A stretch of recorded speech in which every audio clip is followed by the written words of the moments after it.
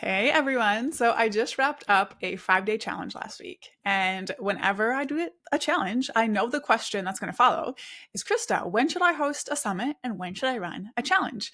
And really, this is one of those questions I get fairly often that I actually really like to answer because number one, it shows you are thinking strategically about your business and on your growth instead of just jumping on whatever trend is popular right now.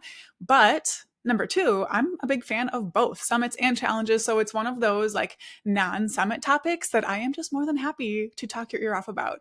So I want to give you a little behind the scenes look at how I actually make this decision in my business, how I decide, am I doing a summit next or a challenge next? And we'll talk about what it could look like for you as well. So I am really losing count with my summits and challenges, but I think I've run about 14 challenges, some of them bringing in up to $93,000 in a single week. Now that was back 2022 numbers. Those of you who have been around a while know what I mean by that. But I don't just randomly decide to run a challenge or host a summit. There is a kind of a pattern I follow, and it's based on what my business needs in that specific moment. So what this ends up looking like for me usually is that I typically do one or two summits per year, and then I'll run 2 to 3 challenges between those summits. And while part of it is based around my energy, there's also a strategic reason for this rhythm that I come up with. And I see summits and challenges as two different tools we have in our business toolboxes, right? And they each serve a different purpose. So summits are incredible for bringing in thousands of new leads, massive audience growth. They position you as an authority in your space because you're the one bringing together all of these amazing experts. Plus, you are making valuable connections in your industry that can lead to collaborations down the road. Challenges, on the other hand, are perfect for taking that audience you've built and serving them even deeper. They're really great for re-engaging people who maybe joined your list a couple months ago through a summit, but haven't made much progress or need another interaction with you. And it's also just great for giving your current community a great experience while naturally leading to an offer. So with that being said, here's how I actually decide which one to do. So first, I just ask myself, what does my business need right now? If I'm looking at my email list and thinking I just need some new people to discover what I do, or if I need to build momentum or bring in some serious revenue beyond even what my offers normally would do on their own, it's summit time, right? A summit brings in the extra revenue, a ton of momentum. You just can't match it with anything else. But if I look at where we're sitting and think, I just want to re-engage my audience, I want to serve them at a deeper level and naturally introduce them to how I can support them further, that's when I run a challenge. It can also be based a little bit more on energy too. If I just need something quick, if I don't have a ton of extra time, that kind of lends itself more towards challenges, but I really try to make the decision based on what the business needs.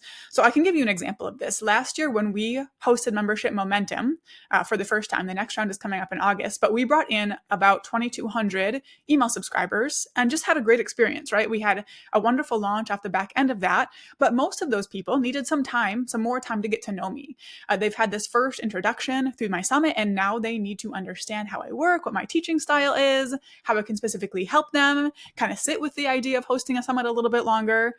So that made the 1 to 3 months after that the perfect time for a challenge. And that's what I did. And in that challenge, we brought in an extra 14,000 in sales just from people who had come from the summit a couple months before, which is perfect, right? I was able to give them a great 5-day experience where they got massive value. Even the people that didn't buy made a ton of progress and had a great time. And they all saw how I support my clients. And those results speak for themselves. Challenges usually don't bring in thousands of new leads like summits do, but they are just so great for engagement and sales with your existing audience. Plus, the people who go through your challenge just tend to become some of your biggest loyal fans and community members because you were able to interact with them so closely and give them such a great experience. So that's how I make the decision. So how do you decide what's right for you right now? So you can ask yourself, those kind of questions that I was running through, or you can always reply on these videos and in my emails. We can talk about it a little, but look at this. Do you need to significantly grow your audience? Are you looking at your email list thinking you need thousands more people to discover your work? If yes, start with a summit. Do you want to pitch yourself or position yourself as the go-to authority in your space? Summits are unmatched for that because you become the person who brought together all the experts. Are you ready to make new connections in the industry? That goes to summits as well. But if you already have an audience, even if it's not huge, and you want to re-engage people who haven't heard from you in a while, if you want to serve them on a deeper level, naturally introduce your audience to your offers in a way that's also adding a ton of value to them, a challenge is a great thing to do. And they are significantly quicker and easier than hosting summits. So there's that. But what I love most about this approach is that summits and challenges really do work so well together. Like they complement each other perfectly. And yes, even in this weird world of 2025, we're in an online business, whatever is happening, I'm still seeing this work. So your summit brings in all these new people and positions you as an authority. Then your challenge takes those people and turns them into these raving fans who are excited to invest in your programs or support you or keep making progress. So I don't see it as choosing one over the other long term. It's about understanding what each one does best and using them strategically throughout the year.